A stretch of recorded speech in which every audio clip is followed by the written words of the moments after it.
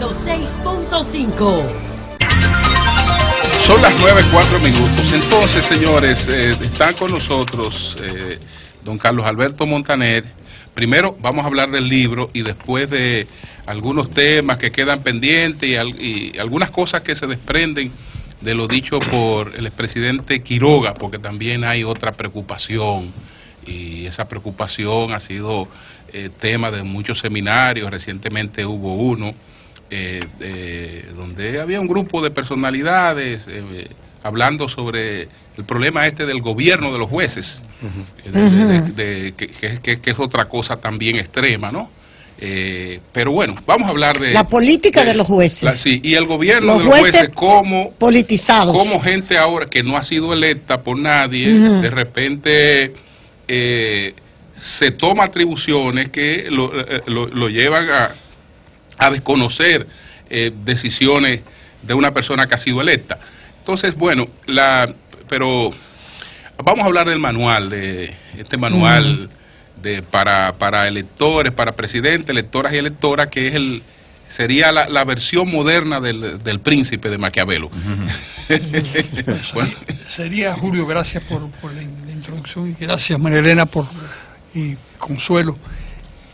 Sería el Príncipe en nuestros días, porque el Príncipe fue una receta para el siglo XV-XVI, donde efectivamente el personaje podía terminar con las guerras civiles, con la anarquía, con el caos, y era seleccionado para esos fines. Y había una especie de contrato, que fue lo que se planteó en el Príncipe. Pero ya hoy en día no es así. Hoy en día hay un procedimiento, hoy en día desde hace muchas décadas. Y es una fórmula diferente de enfrentarse al problema. Yo creo que María Elena ha tocado con lo que es el tema esencial, el divorcio entre la sociedad y el Estado, que yo creo que eso es muy importante, porque efectivamente hay un divorcio que se ve en los Estados Unidos, se ve en América Latina, se ve en Europa, y eso es muy grave, porque eso le abre la puerta a los fascismos, a los comunismos, es decir, a las formas autoritarias de controlar el poder, de la cual se arrepienten las personas con el tiempo. Pero en principio lo que ocurre es que hay una especie de conformidad con el tipo que viene a salvarnos de la corrupción, y el tipo que viene a salvarnos, no en balde el segundo nombre de Bolsonaro es Mesías. Sí. Se llama Jair Mesías Bolsonaro, y eso pues en este caso no tiene mucha significación, pero sí el hecho de que viene a salvarnos de una cantidad de problemas muy serios que tiene la sociedad brasilera. Y la gente está cansada, como decía Tuto, de la corrupción, está cansada de la violencia, y por eso lo eligen y por eso lo elevan a la primera magistratura del país, lo cual es, y insisto en eso, es muy peligroso.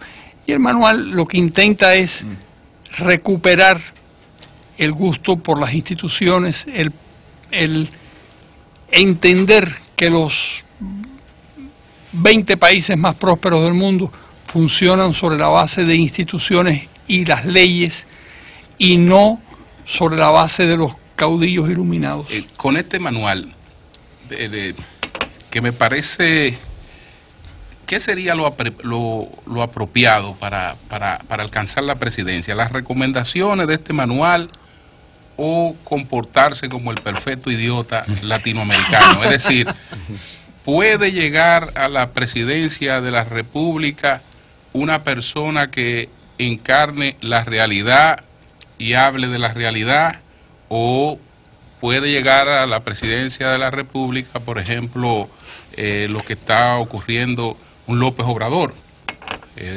O el propio Bolsonaro. Va a ser rico, va a ser rico, más rico a todos los mexicanos, reduciendo todos los ingresos. va a subsidiar los combustibles, va a hacer una serie de cosas, bueno, y la gente, aún sabiendo que esas cosas no son tan posibles, compra esa esperanza o compra las esperanzas extremas de Bolsonaro. Es decir, parecería ser que una persona que diga, mira, yo no me comprometo a transformar el cielo y la tierra, yo vengo aquí con ajuste, yo vengo a hacer esto, una gente que no tenga una bolsa de promesas irrealizables, ¿puede llegar a la presidencia de la República? Sí, sí puede llegar y es muy lamentable que eso sea. Recuerdo que en la última elección del franquismo a las Cortes había un candidato que tenía un lema maravilloso porque era tan repugnante que parecía asombroso que lo tuviera. Decía, voten por mí, ¿a usted qué más le da? Es decir, era tremendo, y además salió electo porque le hizo gracia a los españoles y qué sé yo, y los votaron por el tipo. Porque realmente, ¿qué más le daba a la sociedad si todo estaba decidido por el control central del país? Este libro surge de una inquietud panameña, curiosamente. Los panameños tenían una elección hace unos cuantos años y me pidieron que participara de alguna manera y que les dijera cómo se elegía un presidente. Entonces, pues, yo hice algunas reflexiones y las escribí. Y creé una especie de modelo para evaluar a los candidatos. Por supuesto, no sirvió para nada. ¿Por qué? Porque la gente, por lo que dices tú, Julio, vota por las promesas, vota vota, y además se dice también en el libro, se vota con el hígado y con el estómago, sí, no con el cerebro. En contra se vota en contra. Se vota en contra. Se vota en contra. Sí. Y eso es muy triste porque, y de lo que se trata el libro es en tratar de enseñar a las personas la necesidad que tienen de votar con el cerebro, de analizar las propuestas seriamente y seguir pues a los candidatos que de alguna manera proyectan un país de futuro con cierta coherencia. Pero es verdad lo que dices tú, Julio, no es posible asegurar que eso va a ser así en el futuro. Lo que sabemos es que en los países en donde eso ocurre con alguna frecuencia, las cosas van mucho mejor. Y sería interesante escuchar la opinión de Montaner sobre la reelección, que ya el expresidente Quiroga habló de eso, y es un tema que trata en el libro, tanto de la reelección como de la modificación a la Constitución, y de manera destacada la República Dominicana encabeza los países que menciona que han modificado la Constitución un mayor número de veces. El presidente Quiroga va por la reelección. Pero no consecutiva. No consecutiva, pero él va. Pero no consecutiva, Julio. No estoy anunciando nada, porque enseguida aclaramos. Okay. Yo creo que la reelección es una mala idea generalmente.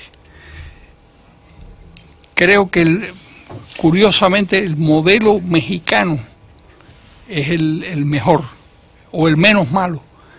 6 años, con lo cual hay un periodo suficiente de tiempo para gobernar y hacer cosas y hacer las reformas que necesita el país, y se acabó.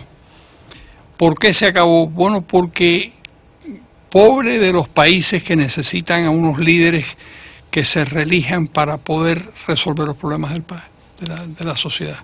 Yo creo que ese es un problema, María Elena, muy grave que tiene la sociedad dominicana y en general muchos.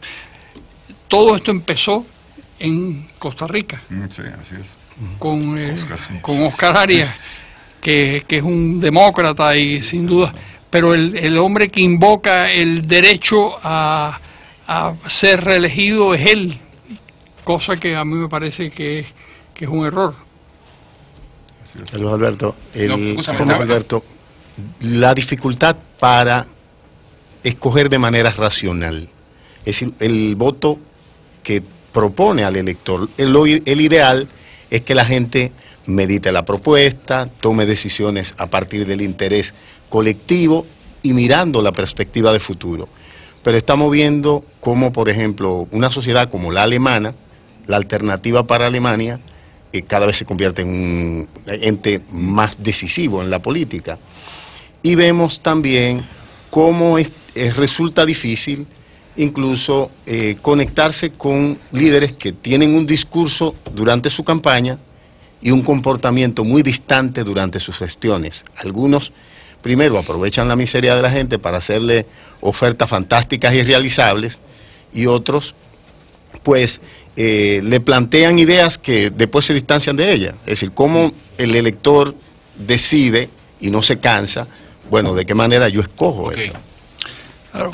Yo creo que ahí, Oli, tú has tocado un tema muy importante.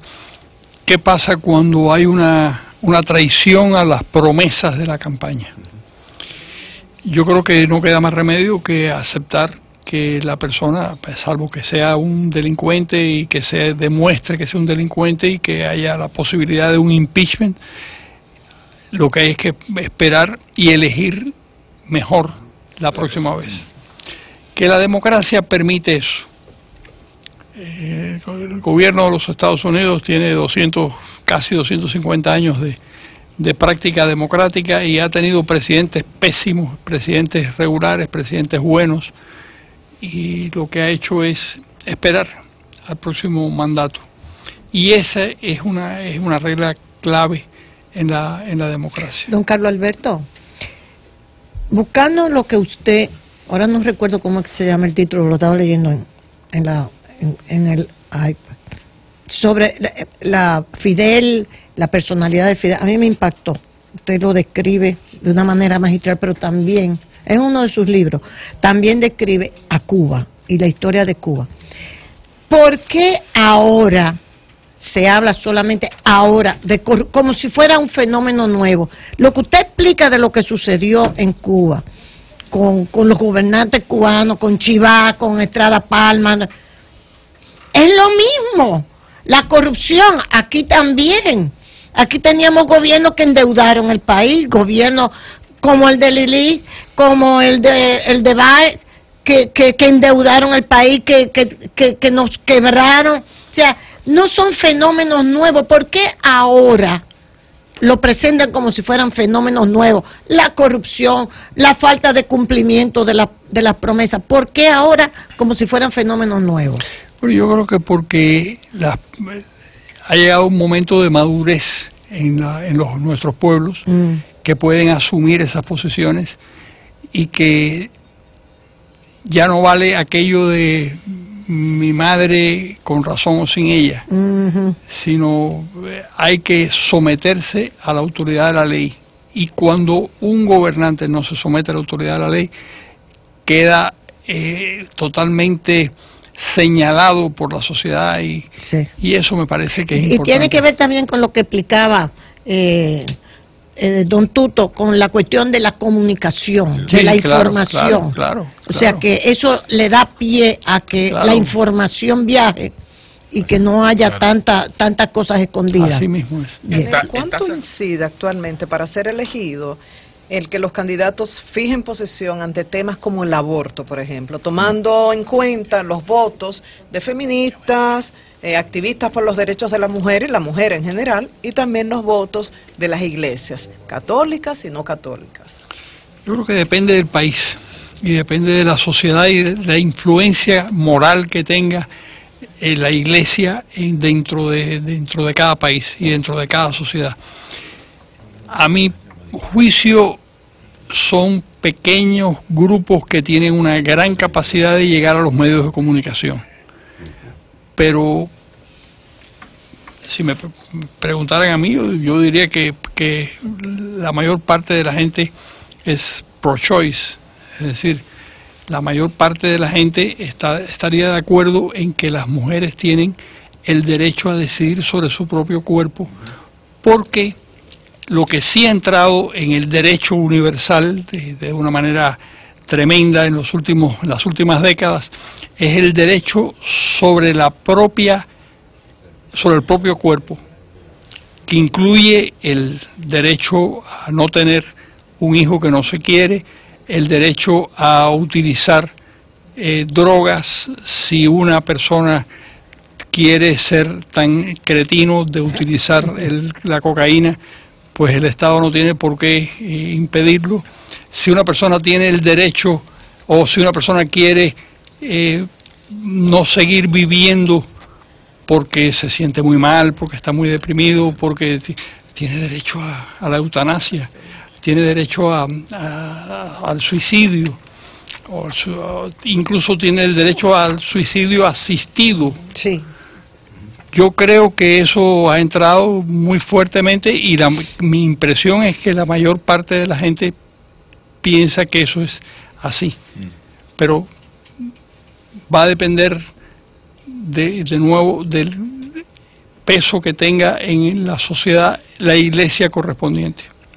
Bueno, pues muchas gracias a Carlos Alberto Montaner, muchas gracias al expresidente Quiroga, Tuto Quiroga de Bolivia. Vamos a reiterar... Y próximo candidato, aunque él no lo diga. Bueno, ya él está cuadrado para eso. Parece que sí. La experiencia nos dice que él está en eso. Sí, cuando señor. Los políticos están haciendo consultas. Sí. Nosotros conocemos algo del manual también. Entonces le recordamos una preguntita que hace Montaner en el libro. ¿Para qué quiere ser presidente?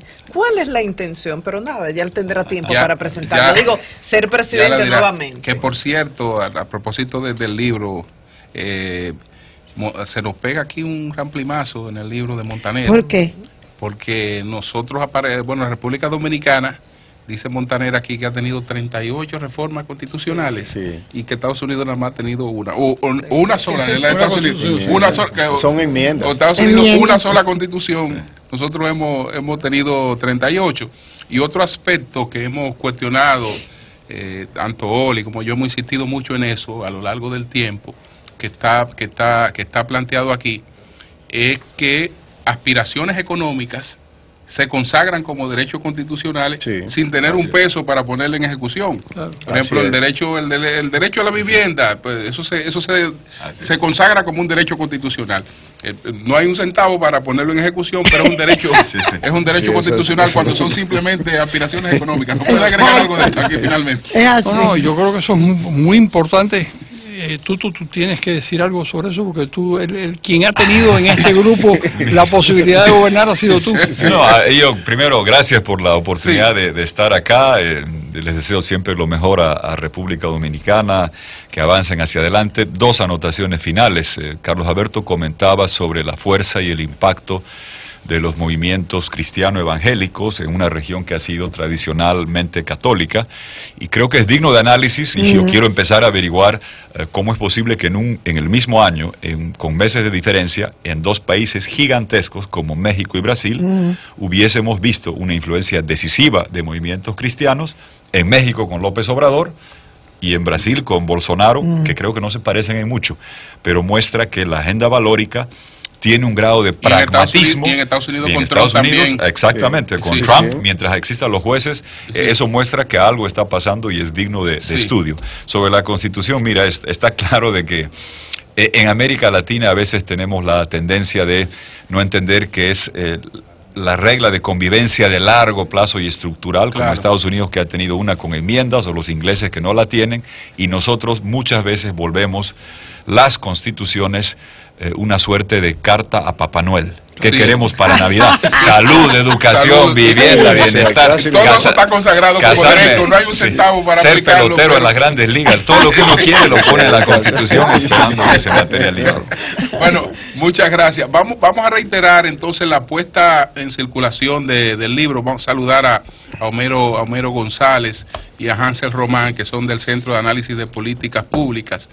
Homero, dirigente del Partido Reformista. Sí, la entidad, pero en este caso están como del Centro de Análisis de Políticas Públicas, que es la entidad que está promoviendo esta actividad y la puesta en circulación del libro de Montaner. Nosotros vamos a regalar un poco más adelante 3 libros. ¿A los oyentes? Sí. Vamos a repetir el dato específico. ¿Dónde va a ser, Hansel? Ven, para acá. Sí. Sí, Aquí aquí mismo. de este Sí. lado Sí. nos dice el lugar de la actividad. Sí, desde luego. Vamos a estar hoy a las 7 de la noche en el Hotel Embajador poniendo en circulación el libro, como bien citan, Manual para Electores y Elegidos. Ahí va a estar participando desde luego también el presidente Quiroga, el gobernador Fortuño, invitados de 27 países y contando con este gran Dream Team de la radio, como lo es el equipo del Sol de la Mañana, que los estoy comprometiendo aquí frente a la audiencia para que lo reclamen mañana. Si no Lleve el van. libro suficiente, porque aspirantes aquí hay suficiente. Y aquí están las claves. Se agota la edición. Recordando, hoy a las 7 de la noche en el Hotel Embajador los esperamos con los brazos abiertos. Bueno, pues reiterar las gracias tanto a Montaner como a don Tuto Quiroga. Cambio y fuera.